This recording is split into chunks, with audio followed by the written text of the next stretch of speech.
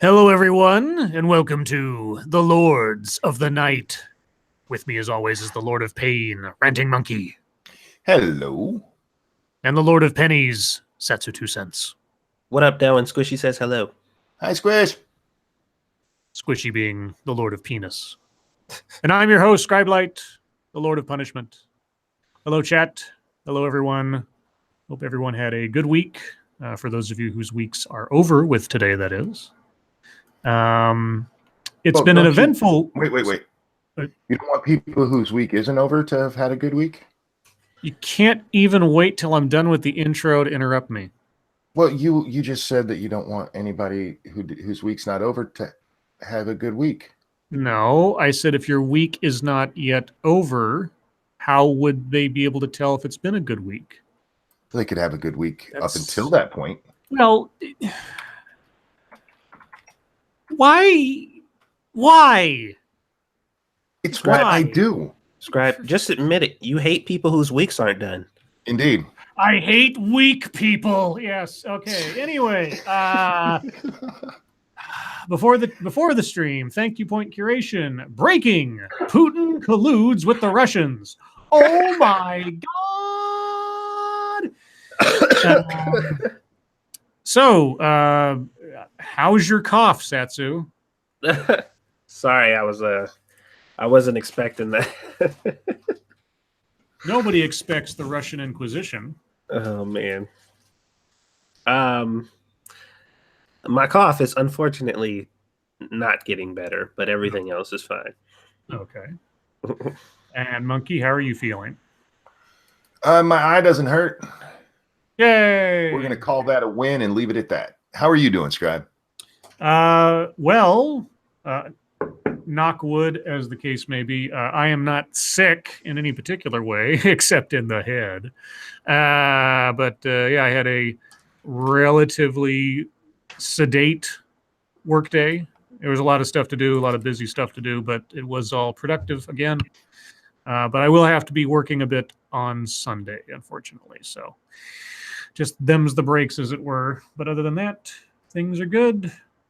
Let's see. Monkey Dick, Jim Jones, movies, video games. Hit that like button if you have not already. Let's see if we can get to 100 before the bottom of the hour. That'd be cool. And share our stuff. Please, please, please. From here to the trees, share our stuff. That was my attempt at, leveraging my one poetry class in college. How'd I do? Very well, very well. Okay. Thank you. Horribly. Shut the fuck up. All right.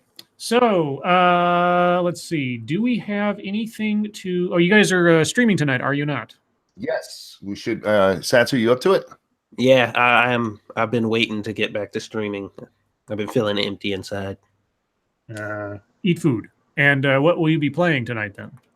7 Days to Die. Days to Die. Cool. Alpha 17 Experimental. Alpha 17. Sounds like a movie trailer or something. The what? I got to look at something. Keep going. I apologize. Is it midget porn? No, I need to see if that has an update or not, so we can tell people how long it's going to be before we stream. Thank you, Mashisu. We need to start a GoFundMe to save Sarah Plyer's phone service. I must have missed something. What's wrong with Sarah Plyer's phone service? I'll need an update on that. If Satsu and or Monkey don't catch it as I'm reading the news, we'll have to discuss that at chat time. Anything else to discuss, plug, mention before we get into said news? Nope, I'm ready to go. Indeed, let's do it. All right. Well then, a lot of little things happened today. I can't cover them all, but I'll cover the big stuff. And the big stuff, per the title of the stream, are we any closer to collusion? Because today we got a little bit of some kind of reveal of what's going on behind the scenes in the Mueller investigation, or at least aspects thereof. But does it amount to anything that the Mueller investigation was mandated to look for? I don't know because I haven't paid much attention. So let's find out. Paul Manafort lied about contacts with Trump administration this year. That's it. Okay. I'm waiting. Special counsel Robert Mueller said Friday that former Trump campaign chairman Paul Manafort lied about 5 major issues after agreeing to cooperate with prosecutors, including his, quote, contact with administration officials, unquote. Okay. In a heavily redacted document, of course, Mueller also said Manafort lied about his interactions with Konstantin Kilimnik. Mueller has said Kilimnik has ties to the Russian military intelligence unit accused of hacking the Democrats. And they previously outlined how the two men may have worked together to tamper with witnesses following Manafort's arrest last year. So let's back up a little bit.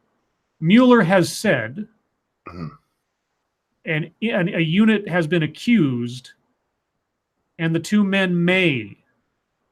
Yes. That's a whole lot of hedging. Thank you, Tom of Gulf City. It's payday, so thanks for the recent content, guys. Well, thank you, Tom. Thanks for watching. Appreciate it. I'm glad it's payday. Payday's a good day. Unless it's a candy bar. Then it's a candy bar. And it's still a good thing. I like a payday. Well, but it's not a good day. It's a good payday. Yeah. It's a good payday, yeah. Unless you're allergic to nuts, and then you'll die. And that's a bad payday. So let's see. The investigators also say they have evidence about electronic communications related to Kilimnik and travel records, and they make clear in the document they have investigated quote-unquote meetings between Manafort and Kilimnik. Okay. The special counsel believes Manafort also lied about a wire transfer made to a firm he had working for him in 2017 and, quote, information pertinent to another Department of Justice investigation. Okay, all very vague. The accusations by Mueller add to growing signs that the special counsel's team has a wealth of evidence about contacts between people close to Trump, even in the White House, and Russians during the 2016 campaign. The document also contains the stunning disclosure, that Mueller can show, including with text messages, that Manafort was in contact with Trump administration officials early this year, even after he was indicted in late 2017. That's a stunning. Why is that? Not allowed to talk to him. What did he say in him? Is the question. Yeah, I'm confused. Okay. The new and damaging information for the White House comes at a time when every move by Mueller appears to bring his investigation deeper into the White House and Trump's inner circle, and shows it has expanded well beyond what may or may not have happened in the 2016 campaign. We already knew that. What may or may not have happened. This is some deep shit right here. This is so okay. I don't know how to read any of this, not in the literate way, but just as far as like interpretation, because it's so vague. It doesn't tell me that they found nothing. It also doesn't tell me they found something. So is there some detail? Okay, Manafort's alleged lies. I'm jumping down a bit. Mueller's team outlined how they believe Manafort lied, quote, in multiple ways and on multiple occasions, unquote. Okay, Manafort lied to the special counsel's office on contact with the administration this year, the document alleged. He told a person via text message to talk to a Trump administration official in May, and separately he was in touch with the administration through February 2018, according to the document. Was he disallowed from contacting them? Is that what that is? I don't know. Not that we've been told. Oh, wait. Manafort told Mueller's office after he began cooperating, he had, quote, no direct or indirect communications with anyone in the administration while they were in the administration, and that he never asked anyone to try to communicate a message to anyone in the administration on any subject matter. Okay. So he lied. He lied. Yeah, they didn't prevent him from communicating anybody. He lied about talking to somebody. So that was the stunning development. Mm-hmm. Yeah, but I guess what's the content of that communication, I guess, is the big deal. Prosecutors cite evidence they have of Manafort's contacts with, quote, administration officials, unquote, including one who is a, quote, senior administration official, unquote, through February of this year and in May 2018. They cite text messages as evidence and a description they have from, quote, another Manafort colleague. The filing from prosecutors Friday does not say what Manafort was attempting to discuss with the administration while he was facing multiple charges with Mueller. And then we get into, 2 sections of speculation on what this means, which we could easily do ourselves here. And we will. Yeah. The news that came out today, I've seen a lot of outlets. This looks so bad for Trump. I don't necessarily agree, because you have this. You also have Cohen's stuff came out today. None of it actually implicates Trump any more than he had been implicated before. Well, without knowing what's been redacted or what these other, ongoing investigations. I mean, for all we know, there's something, what's the word I'm looking for? Incriminating. That is behind the scenes. But since we don't know, we can't, we and nobody else, unless they know something we don't, can draw any conclusion about whether or not this actually is leading to actual evidence of collusion. So this is so bad for Trump. I'm like, how is this any worse than every other instance prior to this where people were saying this is so bad for Trump and nothing came of it? I mean, by all means, if you've got evidence that the president now or the then candidate was working with the Russians to do something shaky or shady in our election process, hey, I'm all for you revealing that. I don't want somebody in the White House who cheated, like Hillary.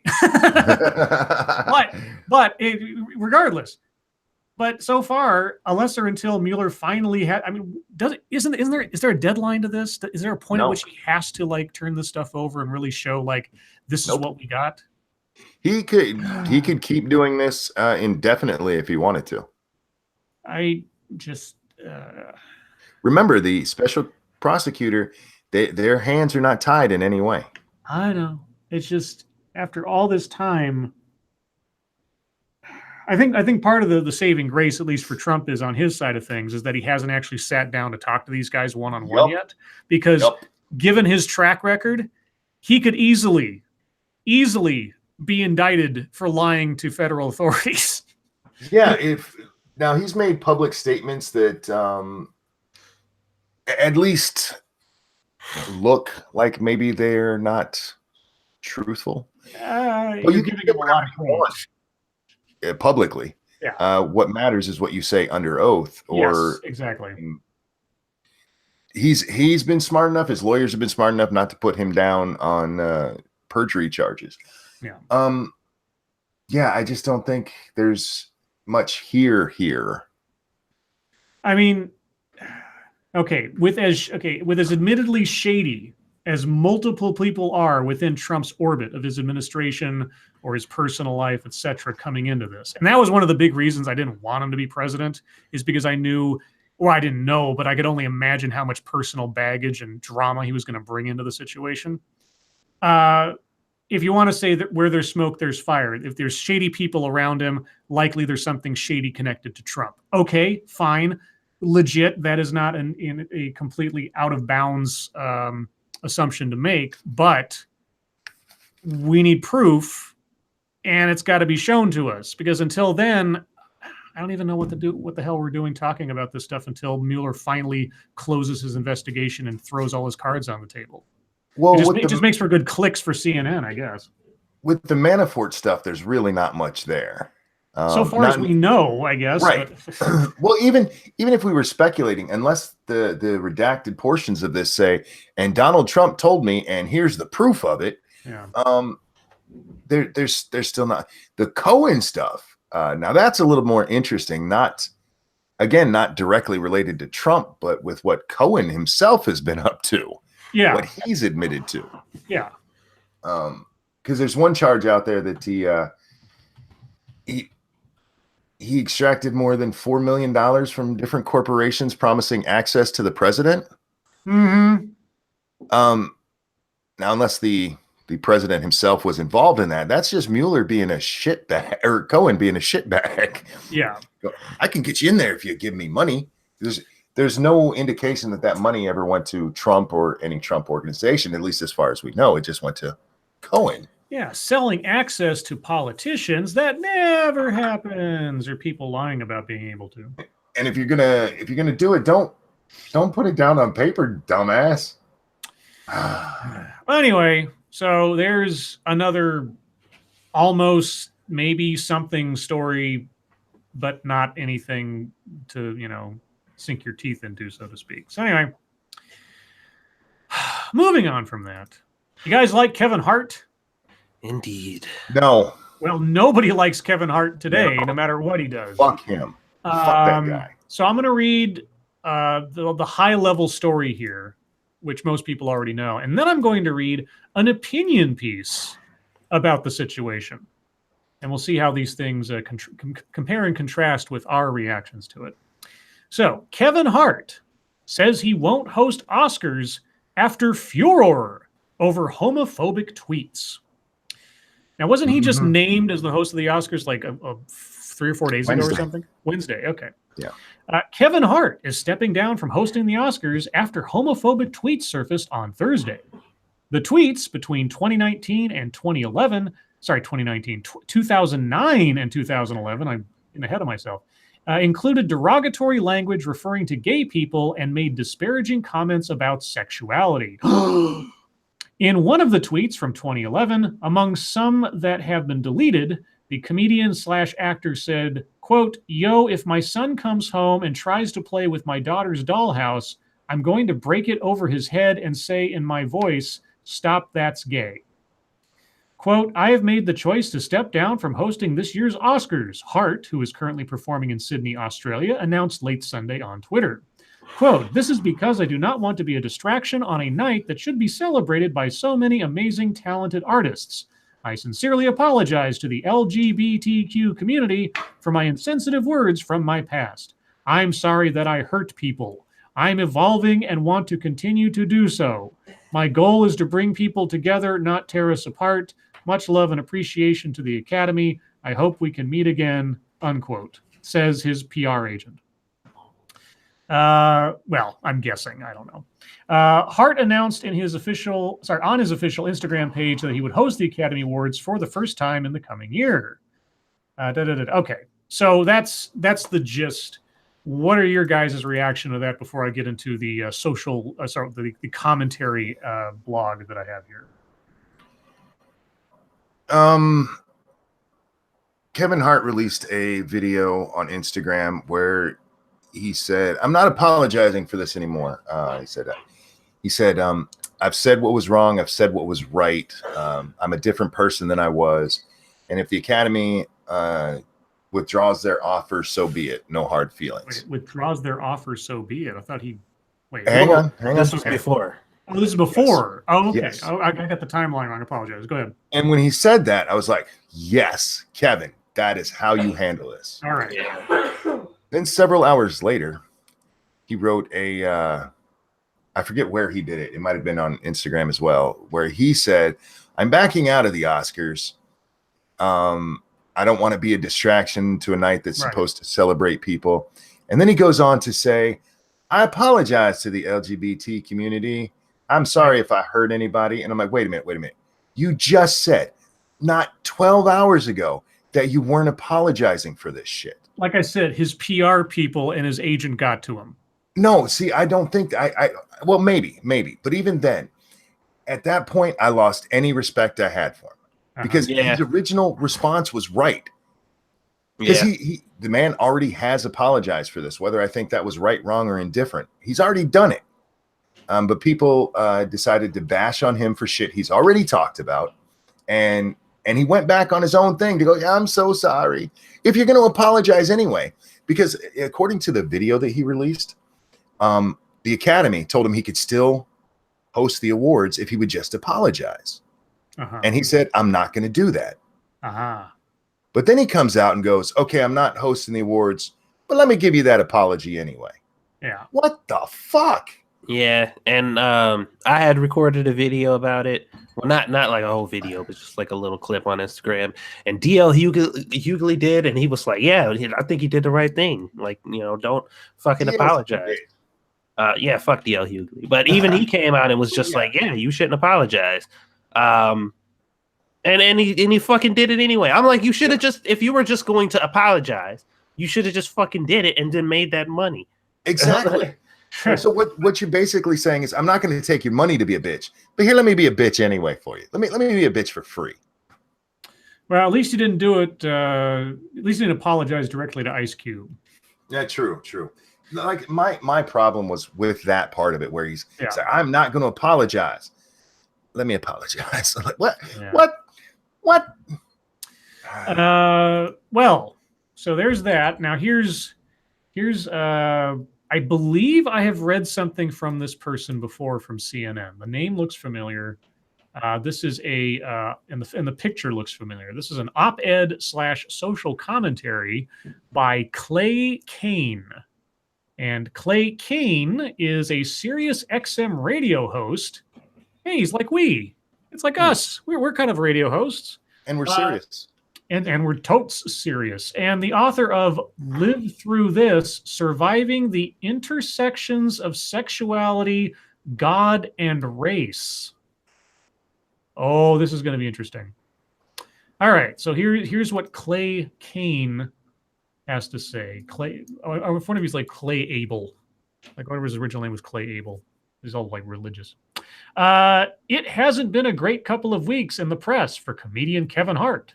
Last week, he and his wife were slammed, really, and accused of racism on social media for a Cowboys and Indians themed birthday party for his son, which he refused to apologize for.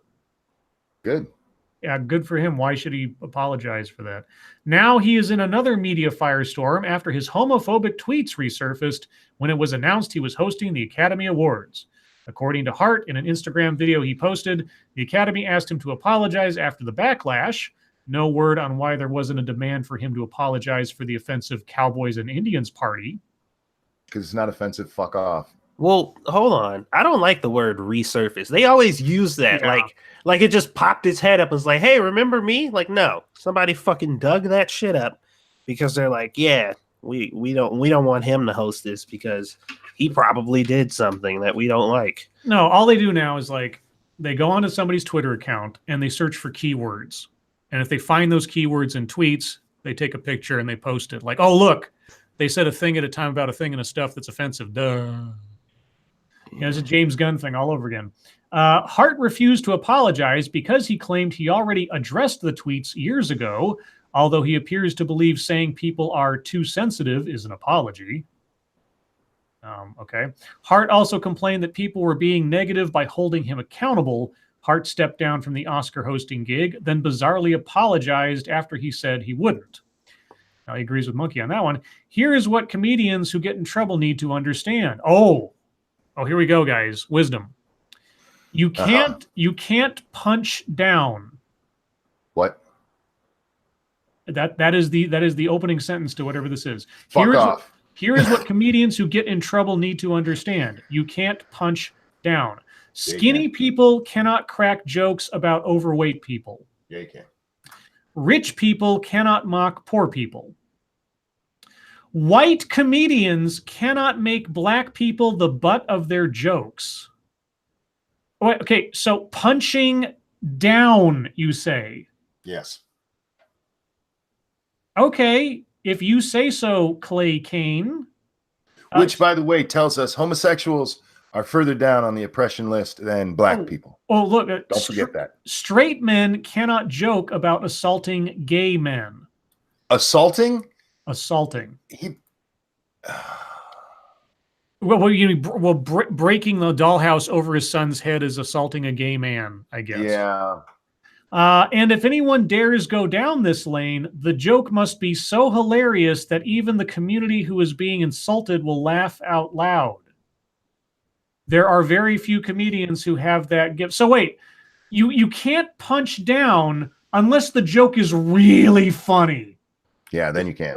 That's an interesting exception to the rule, Clay. If you're gonna joke about beating up a homosexual, make sure that shit is funny. That shit better be off the hook. Well, here's the thing. According to reality, he's correct. Like, according to the way that we handle things and we think about it, like, we'll hear a fucked up joke or whatever. And if it's hilarious, we'll laugh. And if not, we'll be like, oh, shit, okay. And that's how people usually handle it. And we won't shun them and say that they shouldn't be able to say it. We'll just be like, yeah, you fucking missed that one, bro. Now you're just an asshole. If it's not funny. But according to them and their so-called morality or whatever, like, it should never be funny, period. Like, there should never be a scenario where it's ever funny. It shouldn't matter if it was hilarious. You just can't do it. But like I said, they do not possess the ability to stick to whatever the fuck it is that they, bark about 24/7. So it's not even that, because if one, I don't think Kevin Hart's all that funny, and the jokes that he told in his stand-up so long ago, because he actually told a joke about if his son was gay. I forget what the joke was. It's just not funny. But even if it had been, all it takes is somebody to come up and go, look, he told this gay joke back then, and there would still be all the outrage, because how dare you? How dare you? Oh, okay. I'm skipping down a bit. This is the last part I'm going to read before I get on to my last story. As for his actual comments, among the many tweets that resurfaced is one from 2011 that read, and we talked about this before, but I'll do it again for reference. Yo, if my son comes home and tries to play with my daughter's dollhouse, I'm going to break it over his head and say in my voice, stop, that's gay. Unquote. As someone who grew up with an extremely abusive, homophobic father, I know firsthand this isn't funny, it's triggering. But maybe I am just too sensitive. Uh-huh. You are. In another tweet, Hart wrote that an actor had an avatar that looked like, quote, a gay billboard for AIDS, unquote. Now that's funny. I'm not sure when HIV/AIDS jokes became funny. Wait, you're not sure when HIV/AIDS jokes become... Have you ever paid attention to the internet? Go look up Rich Evans. Just look up Rich Evans and just like, AIDS. Yeah, it can be funny because it's making fun. Okay, you ever hear the phrase laughing in the face of danger? Taking the power away from something scary by laughing at it. No, the way you take the power away from something is cower in absolute fear of it every chance you get, and that'll make it go away. Somehow I have a feeling that AIDS is not going to be offended if I make jokes about it. Don't know what to tell you. I'm not sure when HIV/AIDS jokes became funny, but it's hard for me to chuckle when I have been at the bedside of someone dying of HIV-related diseases. But maybe I am too sensitive. Oh, for fuck's sake! All right, you are too sensitive. You don't have a sense of humor is the problem. But that's your problem, not our problem. So your problem doesn't become my problem and anybody else's. You can go sit in a corner and not find things funny. I find lots of things not funny all the time, like Hannah Gatsby. She's completely not funny, but people still tell me she's a comedian, which doesn't make any sense. But hey, maybe I'm just not sensitive enough. I don't know. No, that bitch just ain't funny. I maybe it's just not my brand of humor. I don't know. Telling stories about how you were raped is not and with no punchlines at all. Just men suck. I was raped a bunch. That's not funny. That's not humor. She's the anti-comedy comedian, guys, if you forgot who she was. Why? Okay, that'll be my deep topic question for later. Why is she a thing? And I don't mean that in some kind of like objective way. I'm just asking, why is she a celebrity? What is she famous for as a comedian? Because I don't understand that. I mean, we'll get some input from chat too. Thank you, tall person. This guy is as sensitive as a clit. Now, careful. That gets people in trouble saying things like that. Yeah, people get mad about that one. Okay, the last story I've got before we get to MSS News. I hate stories like this because it's just more tragic upon tragic. Sheriff's sergeant was fatally shot by friendly fire in the Thousand Oaks bar shooting. The sheriff's sergeant, who initially responded to last month's mass shooting at the Borderline Bar and Grill in Thousand Oaks, California, was fatally shot by gunfire from a California Highway Patrol officer. Sergeant Ron Heelis was struck 5 times by gunfire from the suspect, Ian David Long, according to Ventura County Sheriff Bill Ayub, but was hit by a 6th bullet from a CHP officer's rifle. Heelis could have potentially survived the 5 wounds from Long's weapon, but the 6th bullet, fired by the CHP officer who entered the bar with Heelis, proved fatal. It struck Heelis in the chest and his heart, according to Dr. Christopher Young, Ventura County medical examiner. Quote, "This is sad news and a tragedy," Young said, "but ultimately this was the most severe injury sustained," unquote. Ultimately, I don't understand how that somehow, diminishes the first thing or something. I don't get it. Young told reporters officials were aware of Heelis's injury, but that they waited to release the information before getting confirmation from FBI ballistics analysis. Ayub said the accident was, in his view, unavoidable.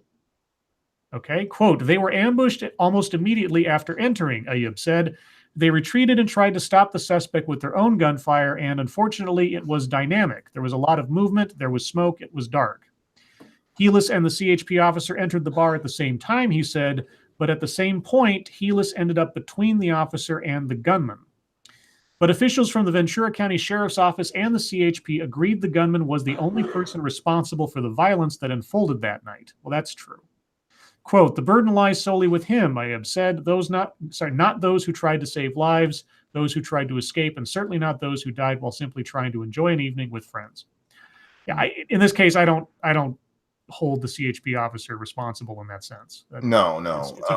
It's a tragedy. It's an accident. The guy wasn't obviously trying to shoot the guy or being negligent or something. It's just fog of war, literally.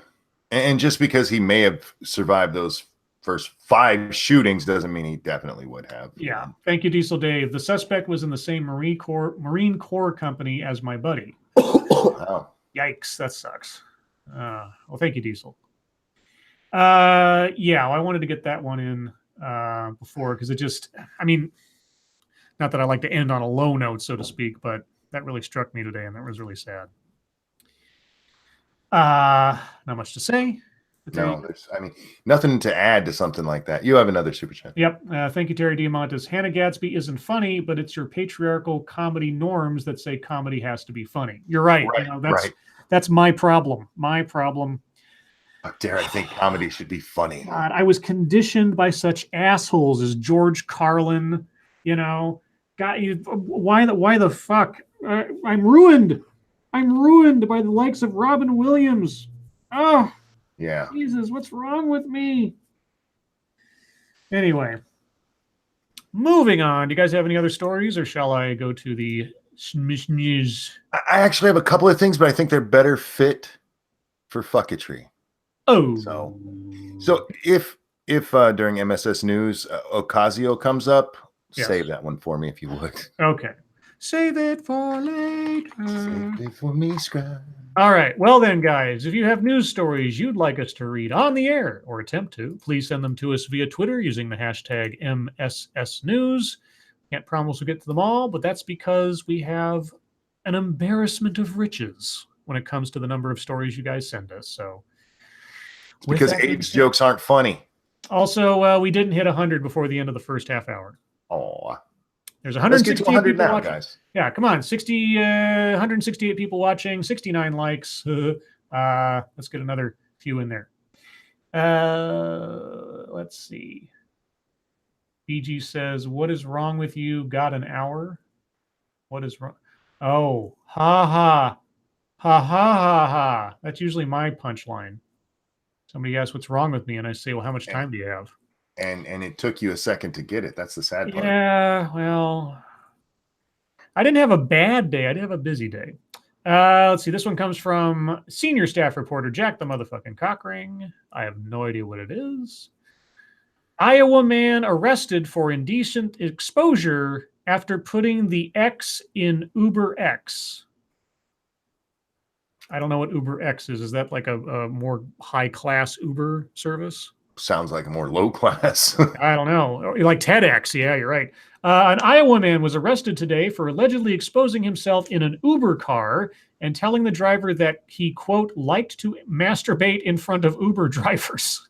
Wow. That is a weird fetish. That is a very specific thing. Gregory Hurst, thank you. AIDS, LOL. Maybe he thought that's what the X was for. Yeah. Christopher Jensen, 27, was charged with a serious misdemeanor in connection with an incident several months ago in Iowa City. Police charged that Jensen, seen above, or more off to the right with the page that I'm seeing, called for an Uber around 4:45 a.m. and got in the front seat when the vehicle arrived. Okay.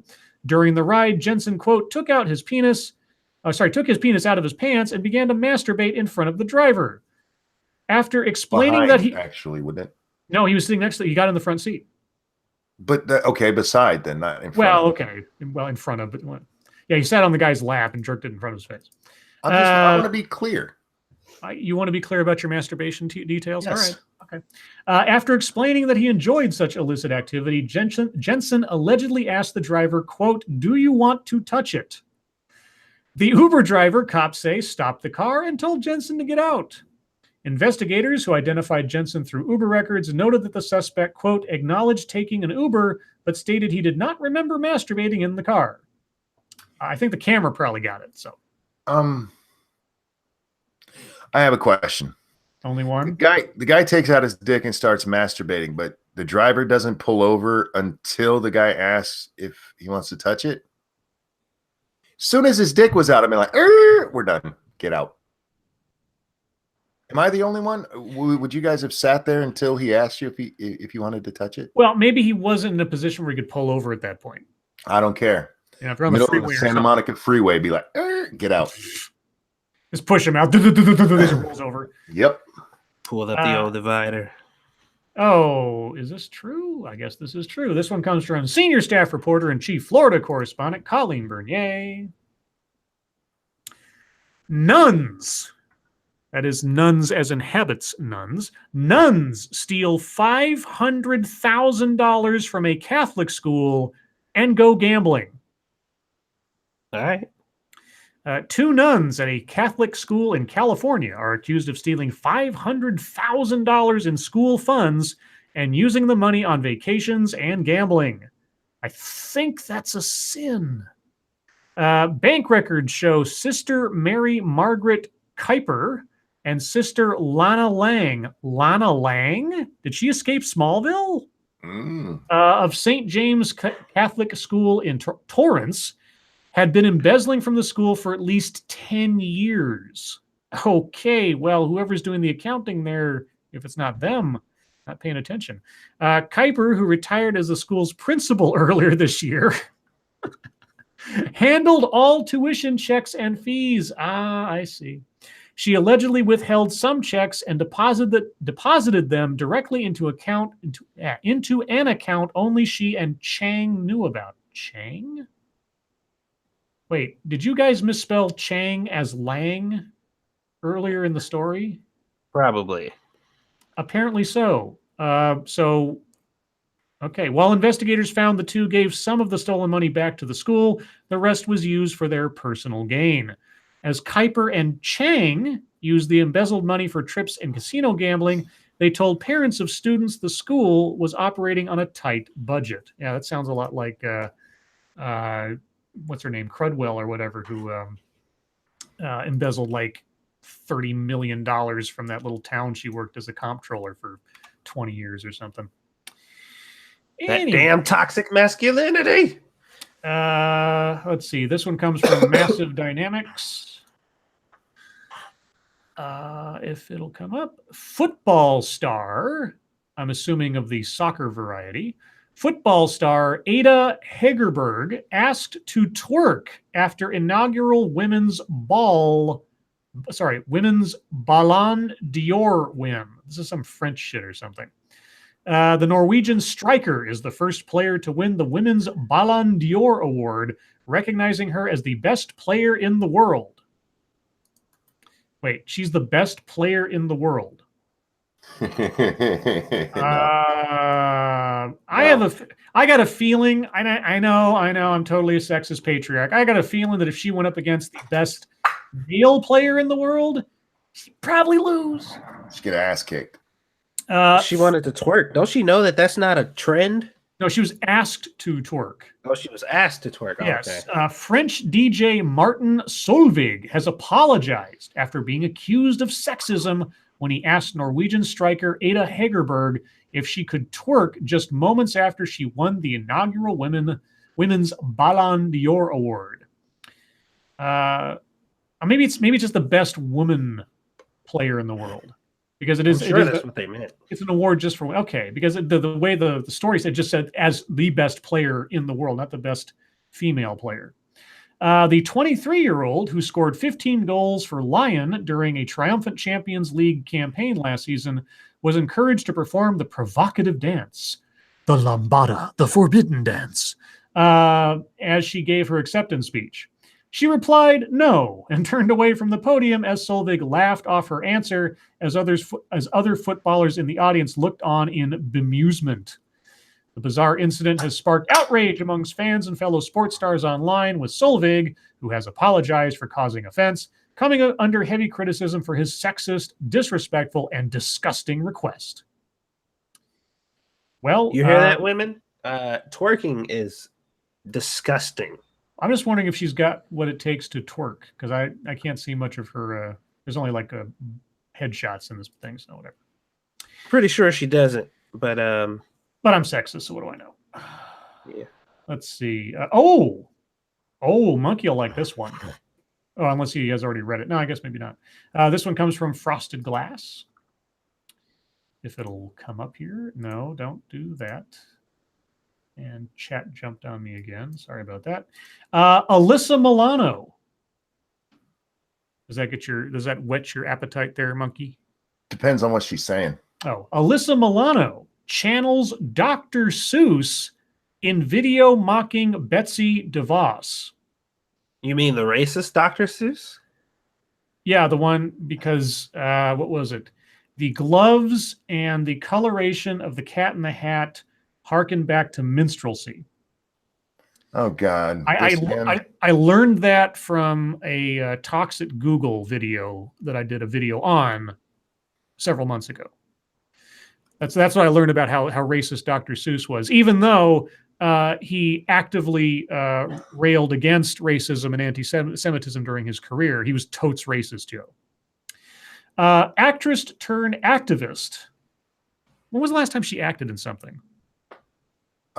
She was just in that movie about the fat girl at school last year or earlier this year. Oh, that's right. Okay. I was just curious if she had stopped acting. Actress turned activist Alyssa Milano made a video with Cosmopolitan mocking Secretary of Education Betsy DeVos's proposed Title IX changes. The Cosmopolitan video was set in a room displaying Christmas decorations with Christmas music playing in the background as Milano read a made-up book about DeVos's Shitty Gift. The fictional book, titled One Shitty Gift, was written in the style of a Dr. Seuss story with rhymes such as, quote, "One evening at the Department of Ed, thoughts were bouncing around Betsy DeVos's head," and, quote, "She already cut loan aid and ignored teachers' pleas, criticized public school, and embarrassed herself on TV." The art in the book was reminiscent of the style used in Dr. Seuss books. Quote, "All night she stayed up, her mind ablaze, the shitty ideas pouring onto the page. No more investigations for off-campus rape. Bars and house parties would totally be safe. The meaning of harassment she would remove, squeeze and twist until it was hard to prove," unquote. Yes. Okay. Look, Betsy DeVos is not a smart woman at times. She's the one that gave us that we need guns in school in case of bear attacks. Yeah. So she said some stupid shit, but she is absolutely right about Title IX and about how colleges should not be investigating rape off campus. They shouldn't even be investigating rape on campus. It's what the fucking police are for, Alyssa. Yeah, Okay. but the police do their job correctly, and we don't want them to do their job correctly. We need these numbers padded, monkey.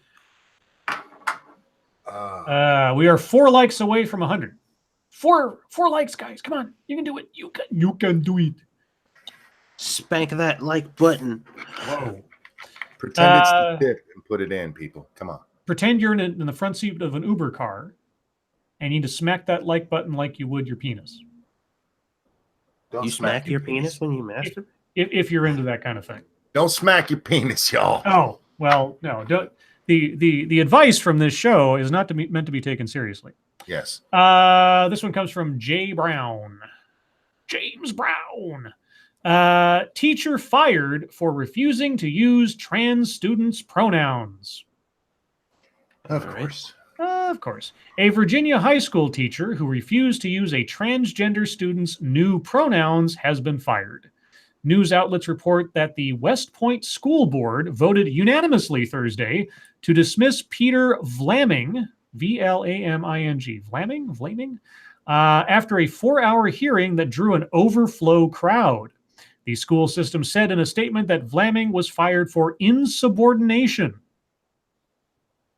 Okay. Over the summer, the 9th grade student's family informed the school system of the student's gender transition to male. The student wasn't involved in Thursday's hearing. It's not suggested that the 47-year-old West Point High School French teacher deliberately referred to the student using female pronouns in the student's presence, but in conversations with others. So, referring to someone in their absence with the wrong pronouns is the threshold of offense at this school. Yep. Okay. You don't even have to be talking to them. Witnesses described a, quote, slip up when the student was about to run into a wall and Vlaming told others to stop her. When discussing the incident with administrators, Vlaming made it clear he would not use male pronouns, a stance that led to his suspension, referral for disciplinary action. Quote, I can't think of a worse way to treat a child than what was happening, said West Point High Principal Jonathan. You can't think of a worse way? What? You can't think of a worse way to treat a child? Are you fucking kidding me? Holy fuck, dude. We should send them the article from the other day where the 23-year-old had sex with a 12-year-old, see if they think that's worse. Yeah. Said somebody needs to grab that person's hand and walk them over to Tumblr. Well, this is the principal of the school, Jonathan Hockman, who testified that he told Vlaming to use male pronouns in accordance with the student's wishes. Vlaming told superiors that his Christian faith prevented him from using male pronouns for the student. I don't quite understand that argument, but okay. Vlaming said he had the student in class the year before when the student identified as female. Vlaming's attorney, Sean Voiles, a lot of V's in this, says his client offered to use the student's name and to avoid feminine pronouns, but Voiles says the school was unwilling to accept the compromise. Quote, that discrimination then leads to creating a hostile learning environment, and the student had expressed that. The parent had expressed that, said West Point School Superintendent Laura Abel. They felt disrespected. Non-discrimination policies were updated a year ago to include protections for gender, but didn't include guidance on gender pronoun use, according to Vlaming's lawyers. Quote, one of those rights that is not curtailed is to be free from being compelled to speak something that violates your conscience, Voiles said. Vlaming said he loves and respects all his students, but when a solution he tried to reach based on, quote, mutual tolerance was rejected, he was at risk of losing his job for having views held by, quote, most of the world for most of human history. That is not tolerance, Vlaming said. That is coercion. I have a feeling this guy's going to be on speaking tours with Jordan Peterson inside of a month. That's That is the worst thing you can do to a student. Are you nuts? Are you Worst nuts? thing you do, the worst way to treat a child. Treat a child, yeah. Sorry. Fucking Treat child, a child, yeah. yes. Okay, moving on. Let's see. This one comes from Chicago Mike, which sounds like some kind of like gangster. Of the Al Capone variety, I mean. Mike. Mars missions may be all female to avoid astronauts having sex during 1.5-year journey. Yeah, because women don't have sex with each other, guys. Just so you know, this is eliminationist speech for LGBTQ people. That's what's going on here, guys. Did that sound legitimate? Because I think it almost did. Mm-hmm. I could see someone making that argument now. I'd be surprised if somebody hasn't. While several NASA missions have involved mixed crews. That sounds like some kind of cocktail that Tom Cruise would mix up on Cocktail. Mixed crews. A secret report by the space agents. It's not much of a secret now, is it? By the space agency suggests that missions to Mars could be all female. Well, why not just make them all male? Because by that same logic, you're not going to have men having sex with each other on the flight, right? Yeah, you will. Oh, there's going to be like, so on the way to Mars, there's going to be cornholing all over the place? Yeah, butt sex. Butt sex. Speaking at a conference, okay, British astronaut Helen Sharman claimed that NASA has filed a report that warns that male and female astronauts could get frisky during the 1.5-year journey to the Red Planet. The report claims, you mean the report that she says exists? Okay, the report claims that all female crews would be the best option as women work better as a team and are less likely than men to fight over who. Sorry? I just sneezed into the mic. I didn't mean to do that. I'm sorry. Okay, I'll try that again. The report claims that all female crews would be the best option as women work better as a team and are less likely than men to fight over who is the leader. What? Have you not seen women work together? I would like Helen Sharman to produce this report instead of just telling us what it supposedly includes, because it almost sounds to me like something.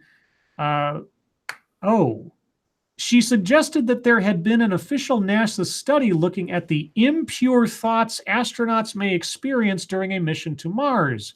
Sharman said, quote, "I did hear some years ago that there was a report." Yeah. Okay, here's my conspiracy theory, since we're talking about NASA and space and aliens and stuff.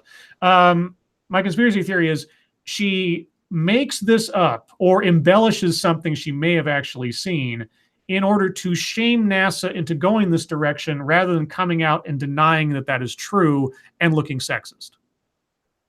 That makes sense? Mm-hmm. Okay, that's my guess. That's my guess. But anyway. That is interesting. That is nonsense. Them bitches would be like, who put that bitch in charge? Well, isn't like whoever's going to be the leader, like that shit is determined before they fucking okay. So it's actually a rank. These are military officers. So by that logic, all of the moon missions should have failed. Yeah. Because they would have been because Armstrong and Collins and Aldrin were punching each other out every 5 minutes over who's going to be captain of the ship. Yep. That is that logic there. Apollo 13 destroyed itself, obviously, because the three guys inside couldn't get along. And regardless of what the movie Apollo 13 shows you, in real life, those guys were not nearly, if at all, as aggressive against each other as the movie depicts. That's mostly drama for the sake of the film, because those guys up there were professional as fuck. Anyway, do you guys have much YouTube time today? Not really. Satsu? Mine's the same as normal. Okay, Yeah. I'm gonna do one more story then, and then we'll go on to YouTube time. This one comes from Dave Ghost Bear. Sounds like an Indian deed name to me for some reason. Or for those of you who are World of Darkness, Werewolf the Apocalypse fans, maybe it's a Grawl deed name. Do Growls have deed names? I forget. Anyway, Growls are like the werebears. So if he's Ghost Bear, maybe that's, or maybe like Ghost Dog.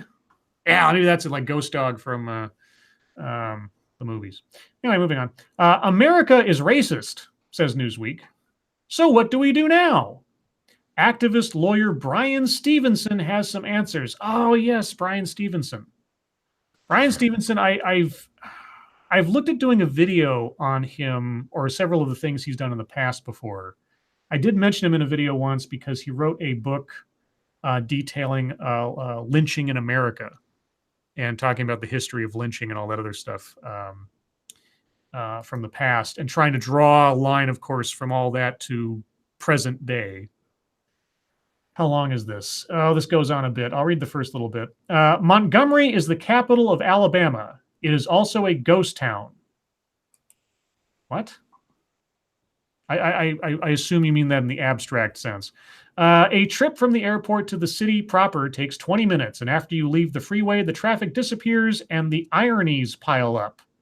My taxi driver points out the home of Jefferson Davis, the only president of the Confederacy. A block later, we pass the Dexter Avenue King Memorial Baptist Church, where the Reverend Martin Luther King Jr. presided between 1954 and 1960, followed soon after by the Alabama Confederate Monument.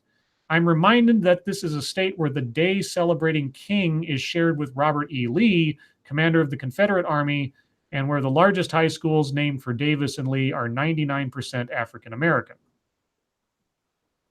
Okay. Okay. Who's this written by? Mary K. Schilling on November 29th. This is not new. Black and white photos of the civil rights movement had informed my vision of Montgomery. Images of King entering the city at the head of a black voters' rights march in 1965. Leash dogs straining their leashes as African-American protesters emerged from a fog of tear gas. White people, their faces contorted with hate, yelling at women carrying signs demanding the integration of public schools. But on this evening in July, under a still bright blue sky, the place is eerily quiet. My taxi passes by. Wait. I'm confused. She drove in there expecting to still see the riots from the 1960s going on? According to this description, yes. Had informed my vision of Montgomery. Okay. All right. It's been almost 60 years, bitch. In other words, I'm a fucking idiot, and this is my story. Oh my God. Okay, keep going. Okay. I'm sorry. I get to chatting with the driver, an African-American who looks to be in his 60s. He tells me that he grew up and raised his children in Montgomery, that he loves it here, particularly the slow pace and the barbecue. He asked the reason for my visit. I explain I'll be interviewing Brian Stevenson, the lawyer, activist, and director of the nonprofit Equal Justice Initiative. He nods in recognition. I ask if he's been to EJI's 3-month-old National Memorial for Peace and Justice, which remembers the thousands of lynched African Americans. No, he says, I don't need to go. I lived it. Has racism in Montgomery improved since his childhood? A little, he says evenly, but it will always be here. I don't expect that will change in my lifetime. A few months into Barack Obama's presidency, Jimmy Carter told NBC Nightly News that he felt, quote, an overwhelming portion of the intensely demonstrated animosity towards Obama is based on the fact that he's a black man, unquote. He got hammered by the media. America wasn't racist anymore, but African Americans knew what he was talking about. Bigotry. Okay. I've said this how many times before? Bigotry and racism are two completely different things. Bigotry is about ideas. Racism is about race. These two things do not coincide with one another the way people do this. It really bugs me. Anyway, bigotry had merely been pushed into the closet. And with the surprisingly successful campaign of Donald Trump and his subsequent administration, that entrenched hatred emerged with a vengeance. I don't know where this is going except to keep telling us that everything's awful, so I'm kind of done. I mean, I could read more later, but it goes on for pages and pages and pages. So, anyway, there you go. Never move on from the past. You see a black and white photo of police using fire hoses on people in 1962, and that's obviously what's happening down the street until you go there and suddenly it's not there anymore, I guess. I don't know. That's fascinating. Anyway, thank you guys so much for the stories. If we run out of things to talk about at deep topic time, we might come back to it. But in the meantime, YouTube time. Satsu. YouTube. I haven't really been doing or actively working on anything today because Squishy was off. So we did a lot of cleaning up and getting some stuff together and utilizing her day off to get some things done. But I was looking into the whole Kevin Hart thing, and I talked about that a little bit and uploaded something on Instagram, just kind of talking about that for a little bit. Although now that's kind of obsolete considering things have changed quite a bit since then. So I have to do like a correction or a follow-up or something for that. Other than that, just getting pumped about some of the new stuff I saw. I think I'm gonna do a video talking about the new Far Cry trailer. There's some more nice Resident Evil 2 information that's come out. And we got a stream tonight after Lords of the Night, and we'll be playing 7 Days to Die. So.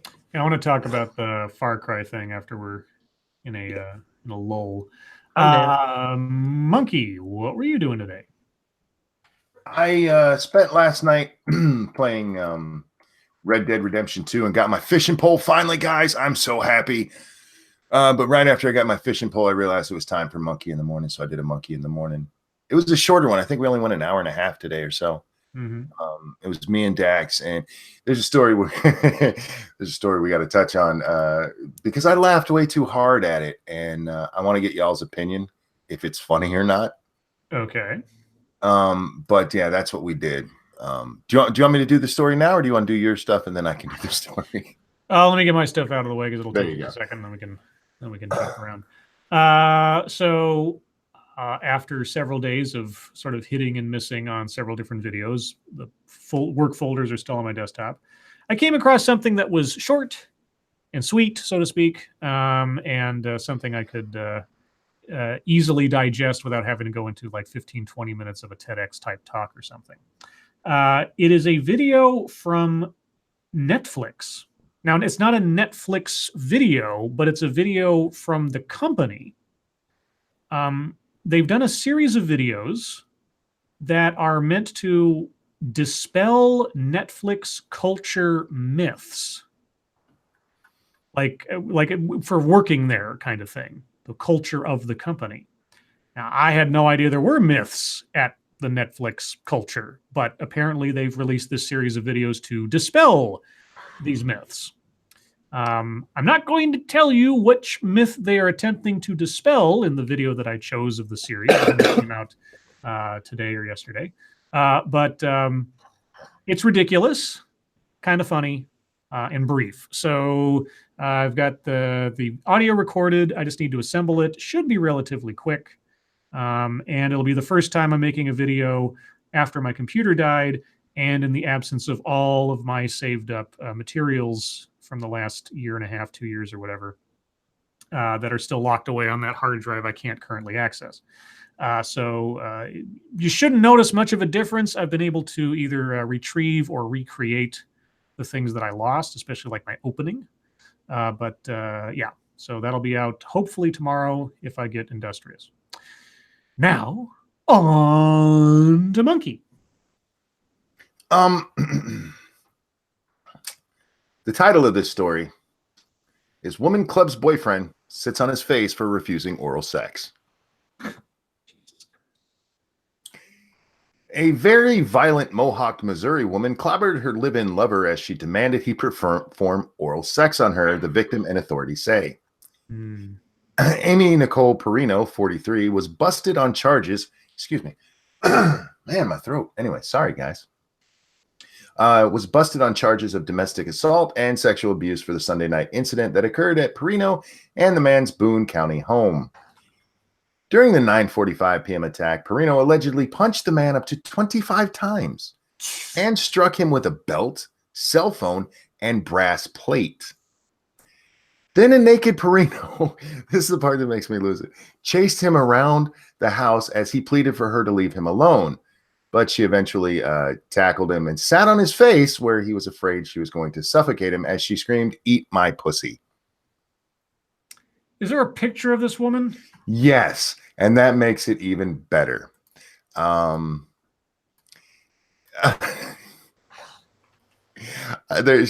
the screen. You'd have to lock it on me to see it. Okay, 1 second. Yeah. Imagine this woman chasing you around naked. Hold on. She looks like a troll. demanding the oral sex. She's, as a friend of mine would say, unfortunate looking. Oh my God. And then at the end of this article, the guy says, I just don't know what to do. Kick the bitch out. Or run away and call the cops, for fuck's sake. If it's your house, get away. Yeah, he said, according to the victim, violence between him and Perino has been getting worse and more frequent. He told the police, I don't know what she's going to do next, and fears for his life all the time. Kick the bitch out. Wait a second. Wait, Monkey, men are not victims of domestic abuse. What are you talking about? What are you talking about? This is the part where I feel bad because she kicked his ass, and that's not cool. Yeah. However, this naked woman chasing him around, tackling him and sitting on his face. He got a cut on his nose from her sitting on his face. It was from her clit piercing. I was about to say, I'm guessing. Yeah. But he also got cuts on both of his arms, which I'm guessing was from her toenails. Because she was naked. She didn't have anything else. We have breaking news. Uh-oh. Prosecutors. Michael Cohen acted at Trump's direction when he broke the law. Oh, I saw that earlier. Yeah. I hadn't seen this part. Federal prosecutors said for the first time Friday that Michael Cohen acted at the direction of Donald Trump when Cohen committed 2 election-related crimes in 2016, as special counsel Robert Mueller outlined new contacts between the Trump campaign and Russian nationals. Those revelations came in a set of court filings in which federal prosecutors in New York said Cohen should receive a, quote, substantial prison sentence of roughly 4 years for tax fraud and campaign finance crimes, and as Mueller's office accused the president's former attorney of lying about his contacts with Russia. Mueller also revealed that a Russian national who claimed to be well connected in Moscow spoke with Cohen in 2015 and offered, quote, political synergy, unquote, with the Trump campaign. The pair of memos from two sets of prosecutors. God, this is a weird sentence. Let me try this again. The pair of memos from 2 sets of prosecutors reflect their views of Cohen's criminality and utility to the federal investigations ahead of his scheduled sentencing on December 12th. In their filing, prosecutors from the Manhattan U.S. Attorney's Office knocked Cohen's, quote, rose-colored view of the seriousness of his crimes, unquote, noting his years-long willingness to break the law. Quote, he was motivated to do so by personal greed and repeatedly used his power and influence for deceptive ends, the filing said. Okay. Real quick, to the lady, they asked what happened with that lady. She's in jail right now because she couldn't pay her $25,000 bond. And she's been ordered not to go back to the house. With this, I think this is the only place Mueller's actually going to be able to get Trump. Yeah. Is with Cohen, and it's going to be a simple campaign finance violation. Which usually results in a slap on the hand. Yeah, a slap on the wrist, a fine, maybe something. What's going to happen is the payments to Stormy Daniels, and I forget the other chick's name, those are going to be seen as in-kind campaign contributions, and they'll get a slap for that. Because even with this, they mentioned that the Russian tried to get with Cohen back in 2015. Cohen's own testimony, according to the news report, says he never followed up with that. So it means nothing. Yeah, so first off, they're not going to prosecute a sitting president for that crime. Second off, there's almost no way that they would impeach him over that. No. Or I should say Congress would impeach him over that. So is it a violation of the law? Yes. If he actually knew about it. Yeah, but at the same time, even if let's say it's all true, still not collusion with Russia. Right.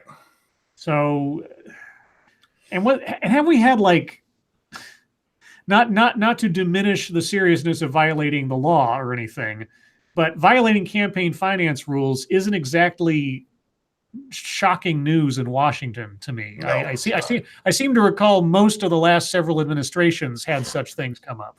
Yeah. I don't know if Bush ever did. I know Clinton did. I know Obama did. And And in both in Clinton's case, they probably knew. In Obama's case, it was just, I firmly believe they didn't know. It was just it was one of those things that happened and somebody didn't catch it. Yeah. It can happen accidentally. Sure. Somebody accepts a check from somebody and they find out, oh, this person's the grand wizard of, whatever. Yeah. It doesn't say that on the check. Well, we're giving that money back or something, or whatever. So a story we didn't cover and we should, Heather Heyer, the girl who died in Charlottesville, the dude who ran her over, I forget his name. James Fields. That's it. I'm fine forgetting his name, but yeah, he got the death penalty, right? First-degree murder. Yep. Yeah. I don't know if he got the death penalty. He faces up to life in prison. Okay. I don't have it there. Right. So I don't have it there. But yes, he was convicted and good. I hope that shitbag lives the rest of his life remembering what he did and hating himself for it. Yeah, he can join the Aryan Brotherhood in prison. Yep. And be with his friends forever. Can we talk about Ocasio-Cortez? I don't know, Monkey. Can you? I am so happy about this story. All right, proceed. This is part of fucketry, guys, because if somebody needs to stop this woman from talking. No. I want her to keep talking for as long and as much as she wants. I probably agree. The Democrats might be wise in trying to keep her quiet for their own sakes, but I have no problem with her talking.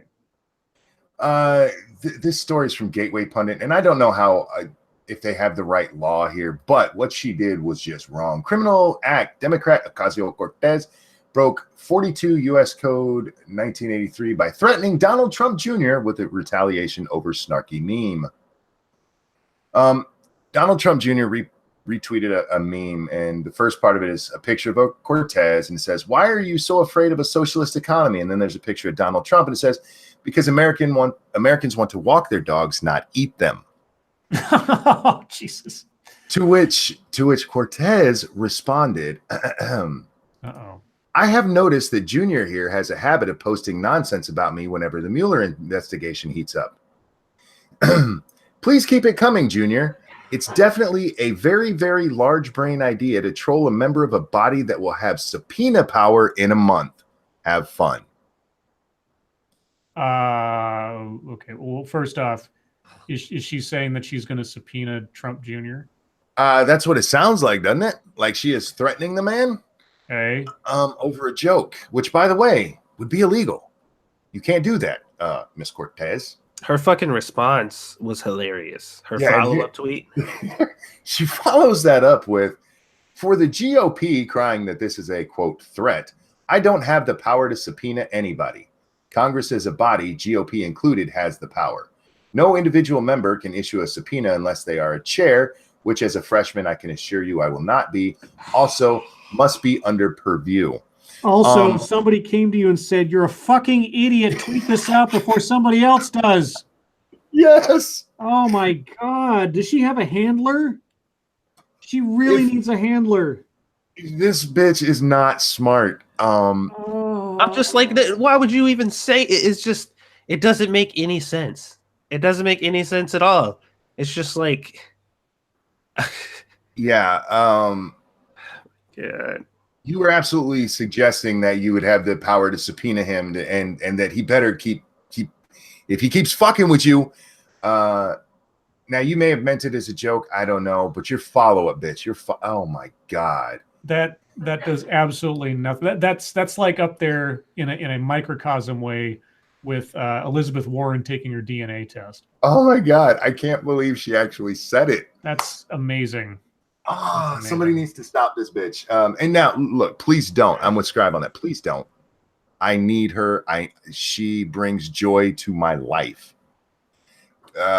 Remember, guys, she's the future of the Democratic Party, according to the DNC. You just threatened the president's son, you dumb cunt.